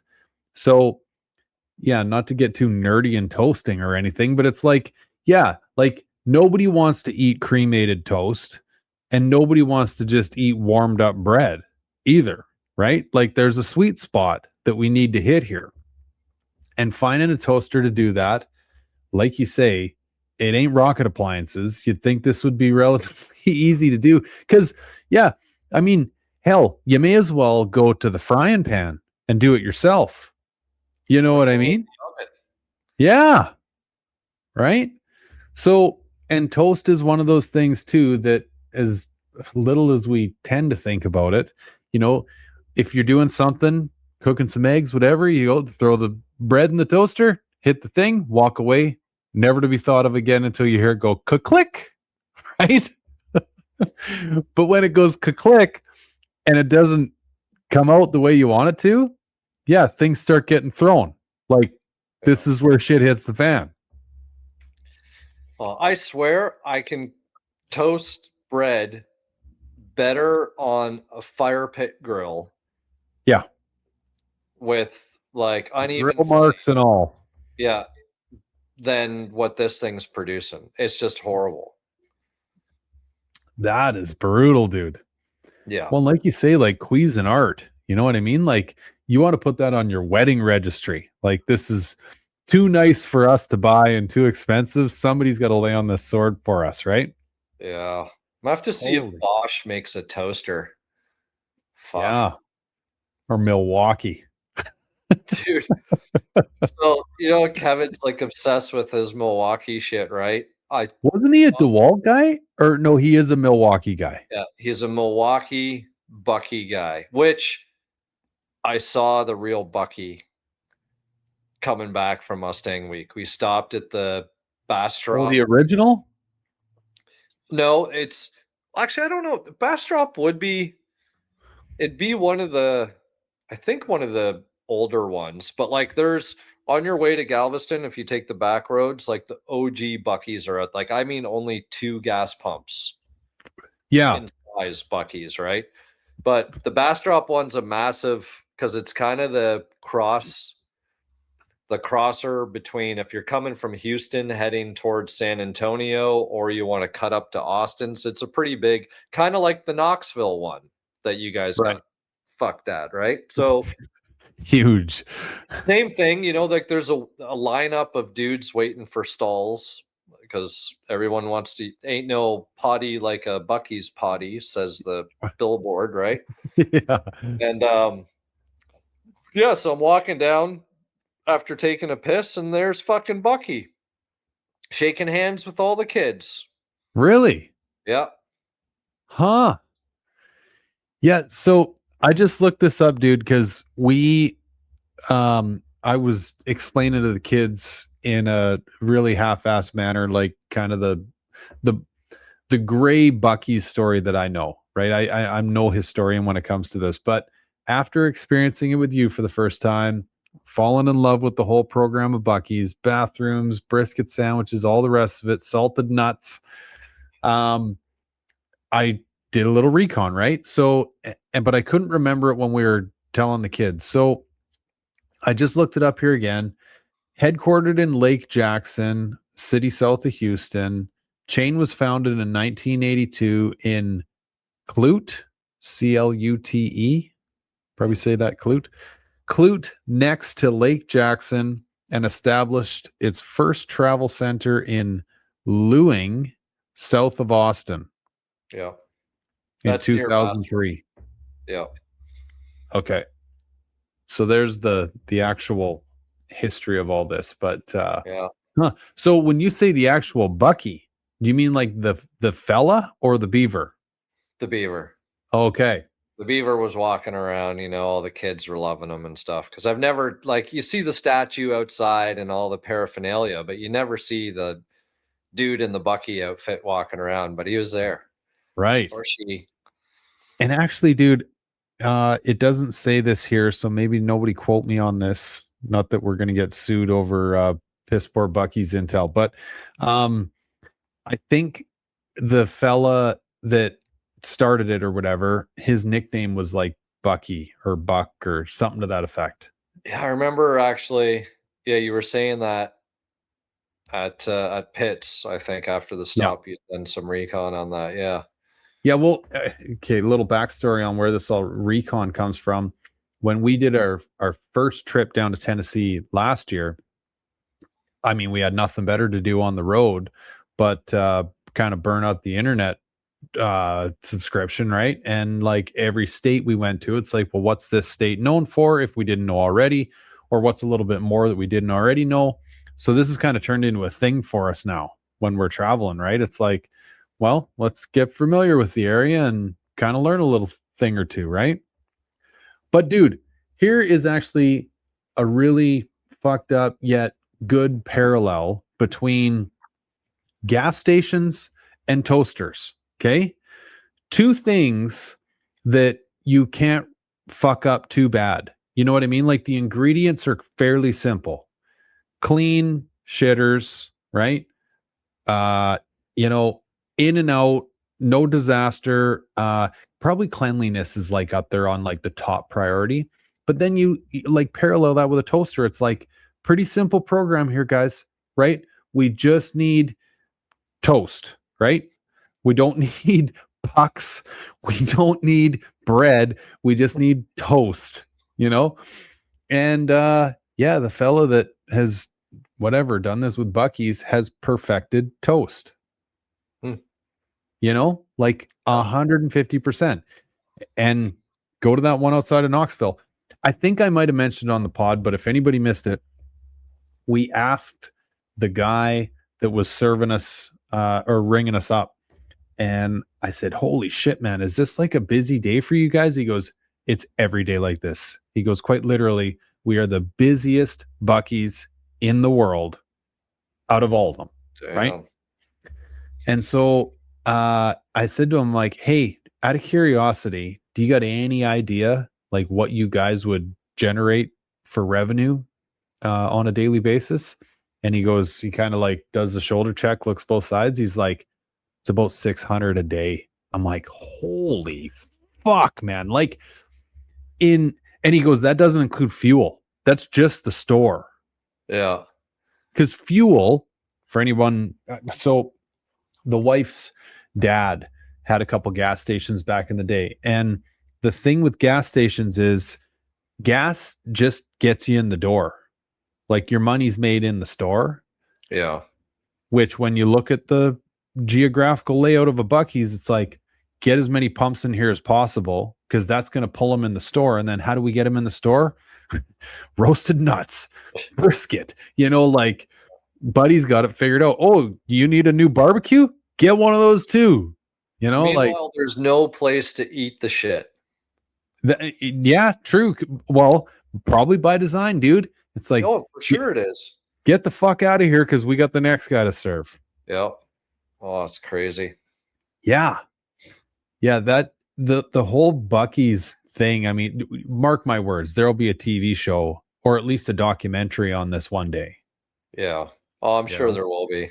Yeah. I'm just waiting for somebody to open up a Buc-ee's in Dubai. Yeah. We'll see. But yeah, wherever man, it was better. Yeah. It was a good drive. The show was good. Should actually talk about the show a little bit. Like they had a bunch of stuff going on throughout the week. And you know, we just went up on the Friday. And, you know, for Texas, it's like it's beach town vibes for sure. You know what I mean? Like as soon as you cross like the big bridge and then you start seeing the taller palm trees and you can smell the salt in the air and well, you kind of get some of the Carolina aspect to it too, right? Like the houses that are on stilts and stuff, right? Yeah, no, 100%. You got that and you got like all that. I don't even know what that style would be. Maybe like Victorian, sort of like all the like the deck works got all like the crazy patterns and the fascias of the wood and like the pillars have all gone through whatever like rotors to have like all the designs and shit in them, like kind of like I don't know, some shit that you would see like Louisiana or Georgia, like southern kind of vibe stuff, right? Colorful, of course, you know, your yellows and your blues and greens. But super old town. Like there's a crab shack there since like 1912. Oh, wow. Or something that's just keeps updating how many years they've been serving food, you know, in the front. I love that shit, dude. Absolutely love it. So yeah, no, did some cruising and we found this little like tiki hut thing where there was enough room for us to all park across the street. And like, I don't know what it was. It's like I fell into like in my mind, felt like I was in the scene of the original Fast and Furious where Paul Walker orders the tuna no crust. Oh, like okay. I thought you were gonna say when they when he's hanging out with Dom and he comes clean with him about being a cop. Oh, right. No, like It was just like strip. this little tiki restaurant fucking thing, like sandwiches and beers, and like it was just a great like go there, drink beer while you're looking at your cars with the fucking Gulf in the background, you know? Hell yeah. And yeah, it was just such a cool vibe, man. It was really good. And like the weather, there was a scare on the Saturday, but like it held off just long enough. And like it's a good event. Yeah. Um, it's very highly structured, that's for sure. Like in terms of like you got to register for this and for that, and you got to go get this wristband before you can do this. And like, so it was a little bit of a clusterfuck for us in the beginning. We got it all sorted out in the end. But what I really liked, the show didn't start until 12. Oh, cool. So it was like your roll-in time was like 11, and we left 4:30, and I think it went to like 9 p.m. or something. And what they had was if you didn't arrive by a certain amount by a certain time, that was it. You weren't allowed in. But then there was a second time allotment, I think at 5 o'clock, where you could show up at 5. Huh. So it was sort of like the afternoon group. You know what I mean? If you were tired and you left, and it would open up some room for some other people to come in. So that was kind of neat. Dude, Uh, that's a sweet idea. Like when you think about us rolling out of like whatever pits, let's say, which is the most fresh in our minds, like you've been there since 7, 8, like by the time it hits dinner time, I mean, you're just flattened, mhm. right? And quite honestly, I mean, when you look at this from the perspective of like, what what are we trying to recreate by having these like car shows, cruise ins, whatever? It's like, it's the evening stuff, really. And let's not forget, yeah, you're down in the Gulf there, like it's hot as shit. So why wouldn't you pull in at 5? Get nuked for a couple hours and then whatever sun goes down and you can just enjoy yourself. Yeah. Yeah, That's brilliant. no, it was good, man. Yeah, we went and checked out a restaurant right in the old downtown, and like so much I don't know, it's just cool vibes. I don't know, like I think it's like the architecture because it's just so old, and like everything's been repurposed for like shops and restaurants and good places to drink and stuff. So um yeah, no, it was a good time. And actually, I got something really neat that I'll show you, which Yeah. I didn't know existed. Heck yeah. I've actually I've never been down to Galveston area. Always wanted to, but yeah, never made my way down there. All right. Oh, dude. You Is that see what I this think it sucker? is? Yeah.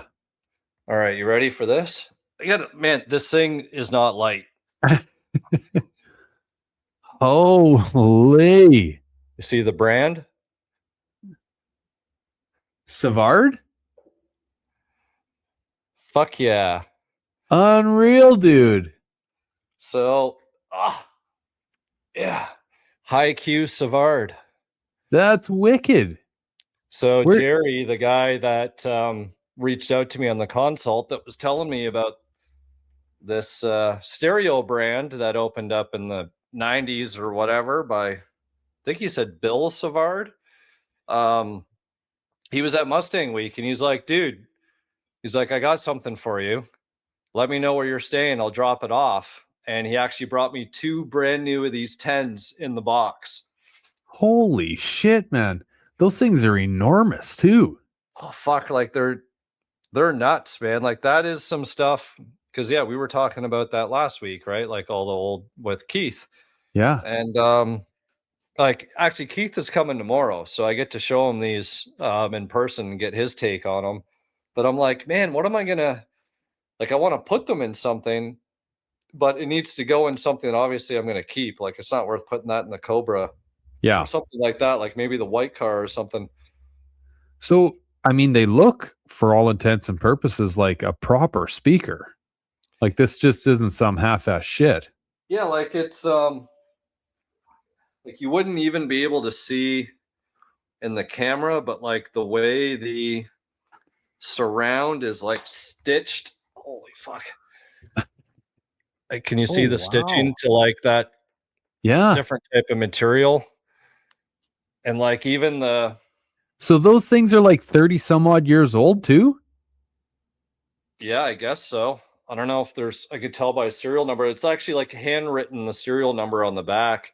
But like even look at the ribbons off the bottoms of the can you see it's like ribbon cable? Yeah. Good grief. And they're DVC, so it's got Right. little coils. Shit, That man. I mean, that'd be tough because, like, yeah, you'd almost want them in some sort of a band pass box that you could like flip them around and just look at the magnet with the orange and everything. Like, yeah. that's sweet. Or one way, one the other. Well, there you go. Yeah. Yeah. Those things are sick looking subs, dude. Oh, I know. Fuck, man, they got to be. I don't know. That's got to be 50 pounds. Like, Well, because all these things since we last chatted with Keith there, like, just keep popping up for me. Like, I remember he was telling us a bit of a story about JL and how they weren't on his radar. And then he thinks, I can't remember if he said they may still be JL or they got bought out anyway. But I remember when JL, I think they released something, it was called the W6 or something, and it was a sub that looked like that. so yeah, the WS, no, that's the fucking Trans Am. Yeah, because it's W3, W5, or something like that. There was the Yeah. low end versus the high. I think that nomenclature still exists. Okay. That's why I think JL might actually still be JL to this day, because I want to say like the consistency of their brand is upheld all this time. Right. Yeah. And it was that whole like, I mean, everything about them, like the rubber surround and everything felt like you were holding like 3/4 inch hose. Like this thing was built to make some noise. Yeah. That thing's sick, dude. Yeah. Yeah, Yeah. No, what the that hell was, are you gonna put 210s in? You're gonna have to put in a hatchback somewhere. I don't know. Well, my white notch, it's got some makeshift thing that the box is actually kind of cool. It's like built in to the driver's side rear corner, kind of where your two Viair pumps are in your car, Yeah. or where the battery went in my silver one, because it's kind of there's no filler neck there on that side. So it kind of goes, so they like built a box all into that corner with a single, I think it's like an old Planet Audio sub in there, but it could just be the amp's not powerful enough or whatever. So I could put one in there. Oh, and it's that box is for a 10 as well. Yeah. Right. Or whatever. I can get Keith to re-outfit it or something. Shit, I don't know, man. Or maybe, you know what? Maybe I should save them for the Lincoln. Oh, there you go. Right. Well, what did he put in the silver car? Is it a 10? 112. Oh, a 12. Okay. Because yeah, that's the other thing. Put one in one car, one in the other car, or whatever, right? True. But man, what a sick gift. That's unreal to get that dropped off to you. Yeah. No, I kind of thought like maybe it'd be something Savard related, but whether it was a banner or maybe just like some blown out fucking speaker he had laying around or something, but was not expecting those brand new in the box. So I And think that was sort of like, because he's sending his car to me later in the summer this year. So I think he's like just really trying to secure his spot. right. So, and where did this outfit, was it an American outfit? Yeah, Baton Rouge, Louisiana. Okay. So interesting, like we kind of had the conversation because there's a lot of French Canadian Yeah. like migration that went towards Louisiana. So I was like, it's quite possible, man, like that somehow are related. Just everybody's fixated on the hockey players, not on the dude who started the stereo company. Well, yeah, that's one that I never ever heard of, but you've heard me tell that story before. We were kind of sheltered, but that was one thing that we probably knew more than we should have just because we were also interested in it. Yeah. But Yeah, that's pretty wild, dude. Um, okay, so summing up Mustang Week, like good show, worth doing, Yeah. well organized. Yeah, like there was what was cool is like there was like a whole Terminator section. Oh, So that was neat to see. Like, especially well, Josh would have loved it now that he's a fresh termy owner, right? Mr. dude, Kennedy. I was just gonna ask you what did that odometer say on that car he posted the other day? Is it 2,000 Yeah, I or think it's like I 28,000? think it's like 2,600 miles original or something.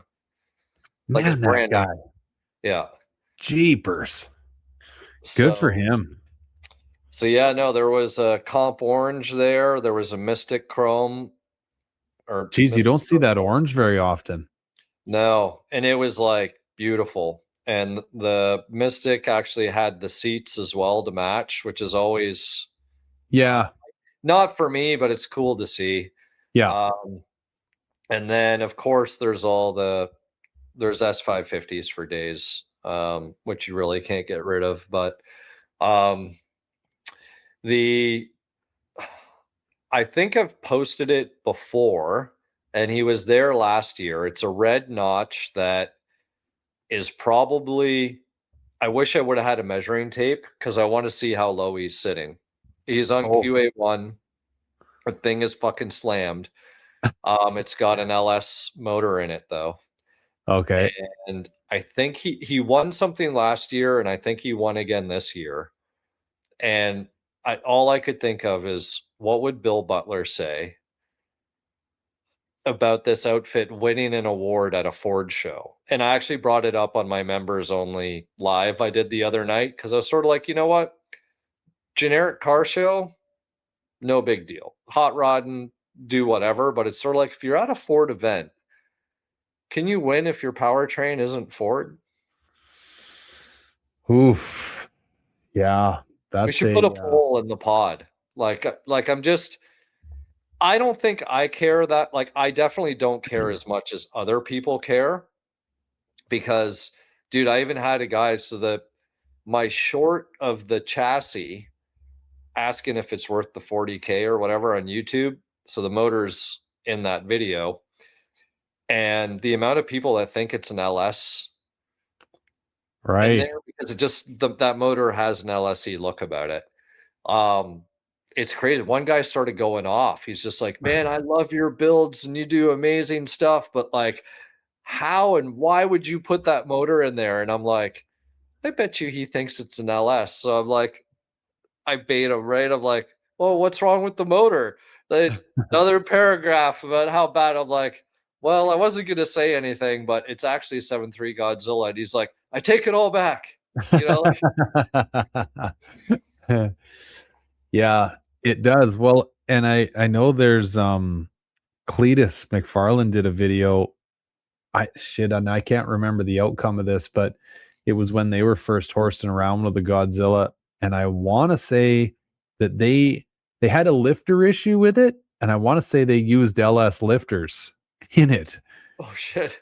Yeah, like, and so like not only is the geometry and the architecture there, um, I want to say there may be some crossover in parts. Like, Wouldn't surprise me, man. Like even, I was on the live today and it was like the Holly accessory drive. So it's like Holly makes the Ford intake that only bolts on an LS throttle body. And then right, it's like the high drive kit. It's like GM water pump, GM alternator, GM AC compressor. Oh, well, let's just use the LS fuel rails while we're at it because they bolt right on, and it's just like half this motor just turned fucking LS, right. like, Yeah, and I mean, I like that side of things. I totally get because, well, GM, had power steering pumps figured out. Like, you know what I yeah. mean? But I know you start getting into this whole like cross threading of things, and I mean, I guess the intent of well, like both Tom and Dom have those Jones Racing power steering pumps, and they're a GM based pump, right? Um, like I get it. I know that the topic of sort of interbreeding manufacturers is a very interesting topic. I know what you're saying. It's like, okay, like you're at a Mustang show, right? Which doesn't have 305s, doesn't have 350s, doesn't have LSs, like doesn't have any of that stuff. It's Ford, right? So yeah, does that still classify you as winning? But then there's the other side of it, which I totally get. Like you, it's really hard to argue the LS platform. I mean, they're everywhere. They're very economical. They make great power. They just do things, you know? Like they're kind of the like 1940s Jeep that the military went, yeah, we need that, right? Yeah. Like these things will whatever, load them with sand and water and they'll still run, you know? Um so I get it. Um but I don't know, man. It's yeah. Like for me, I guess it I get this is kind of why I get so like hung up on like the small block side of things too though is it's really really hard to beat the sound of a small block. You know, and we talked about this shit till the cows come home over all the pods we've done, but it's like the Fox body is this package of things, right? And maybe out of the box, you know, or right off the showroom floor, they don't check all of these boxes, but with some, you know, personalization and customization, the looks side of things can really come around in them, right? Now, I know you and I, we like whatever, making them our own, but we can also sit here and appreciate an ultra clean bone stalker. Most of the time, it's because of all the things you can think of doing to it, but that's neither here nor there. We can appreciate it, right? Because I would say the looks department. I hope no one misconstrues what I'm trying to say. Okay, guys, like I live and breathe these things. I love them, but the looks department is probably one of the things that needs the most personalization or customization, right? And they can really clean up nice. Outside of that, you got power, you got sound, you got smell, you got like you're touching all the five senses. So now when you remove one of those and you throw an LS in there, which I've heard some okay sound in LSs, but they're nowhere near in the realm of small block sounds. Yeah. Like not even in the same fucking universe, you know? So all of a sudden you've taken a little piece of that car's soul away. You know, the thing that we all know and love it to be. So I don't know. I'm not trying to sound like an old fogey here with my fucking walking stick or anything, but that's where it goes for me, where I'm like, don't mess with it, guys. You know? Yeah. The other way you could look at it is, could the car have won with the hood down? Mm, So if you didn't know what was in there, does it matter? fuck, man, that's a really good point slash argument. Yeah. Because like the paint was, don't get me wrong, like under like the bay, regardless of the LS or not, like was finished very nice. Like it was wire tucked, and it wasn't just Scott Rod panels. It was custom panels that were bead rolled and had kind of more angle or flair to them, and finished really really nice. But if that hood was closed and you just saw the shiny red paint and the mini Pushed tub, it in and pushed it out so you didn't hear it. Yeah. yeah, I think I mean, yeah, why not? Because like the essence of it all, and I said this in my podcast, like if you go to Cuba, I know not everybody's place to go, but like the cars you can have an appreciation for, and all those cars are kept alive by parts that never belonged on those cars. Like Dude, there's most of diesel them, boat motors and fucking random shit, you know? yeah, a lot of them have been swapped over to diesel, like 3 and 4 cylinder shit that came from Russia. Yep. Yeah. Yeah. So like sometimes it's like you should just be thankful that it's there and it's on the road and the spirit and whatever else, right? But I guess some diehards think differently. Yeah. it is one of those topics. I'm not sure that there's an official solution. It boils down to your taste and whatever it is that you're into. But yeah, I mean, is it something that I would do? I think the answer is pretty quick for me. No, it isn't.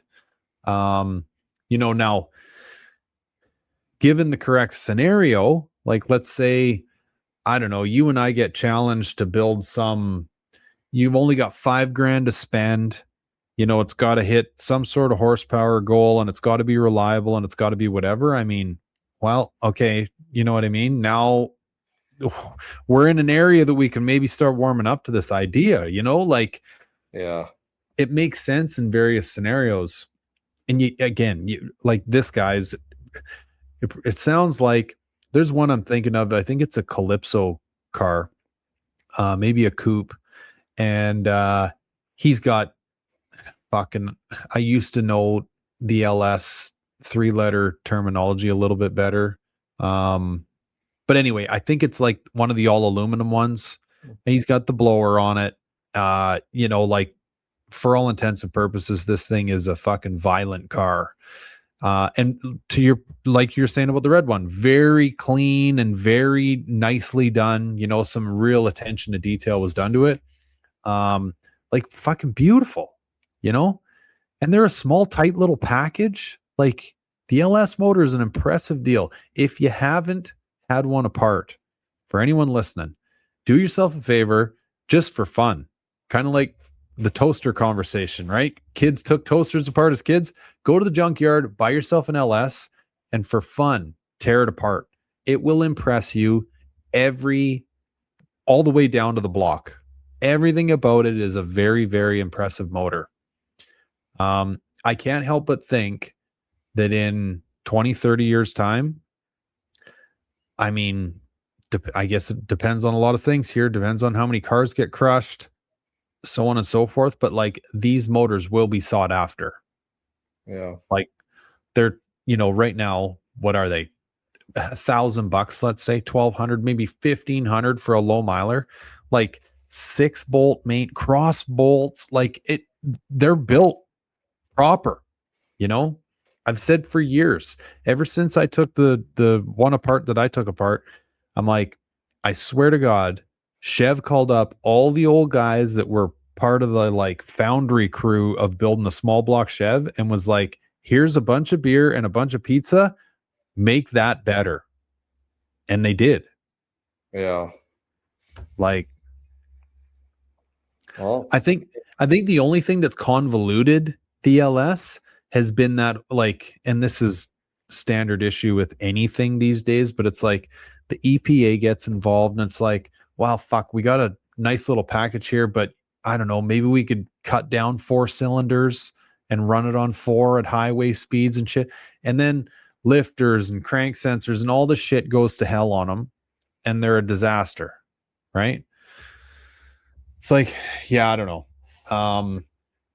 That's a whole topic in itself. But aside from all that, like that thing in bare bones format it's a really impressive rig. But I don't know, dude. I like your approach to that. Yeah. Hood closed. That changes the game. Yeah. Yeah. Don't know what's underneath. Yeah, true enough. Well, anyway, buddy, maybe on that rant, let's wrap her up because we did start this one a little late tonight. And folks, I don't know if I haven't heard much one way or another, other than the fact that people are happy that we're back on schedule. But I haven't heard much about the little bit shorter pods every now and again. Actually, I did at Pitts because there was a couple guys that came up and they're like, hey, listen, we like the long stuff. Yeah, because they can say half-hour commute both ways. They're like, it takes me about a week to get through a pod. It's perfect, right? Yeah. Cool. Okay, well, yeah, buddy, this is fun. Let's shut her down there, and we'll leave it till next week, eh? Sounds good. Okay. Thanks for listening, guys.